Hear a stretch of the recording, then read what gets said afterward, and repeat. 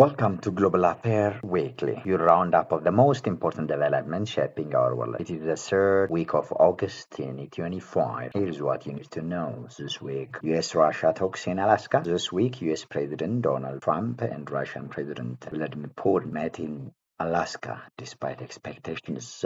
No breakthrough was achieved on ending the war in Ukraine. Trump has called the talks fantastic, while Putin insisted there was an understanding. Ukraine's President Volodymyr Zelensky condemned the meeting, saying Ukraine was sidelined from discussions about its own future. Iran nuclear standoff. Britain, France, and Germany have issued a stern warning to Iran. Return to nuclear talks by the end of August or face renewed United Nations sanctions. This marks the most serious pressure on Tehran since the collapse of the 2015 nuclear deal. Humanitarian crisis. Gaza conditions remain dire with severe shortages of food, medicine, and electricity. A controversial video by Israel's National Security Minister confronting a Palestinian prisoner sparked outrage internationally. On Sudan, the war there has continues to spiral with over 150,000 dead, millions displaced, and widespread famine. Analysts want this reflects the erosion of the so-called liberal world order. Global finance and ethics. Norway's 1.9 trillion sovereign wealth fund divested from several Israeli defense companies amid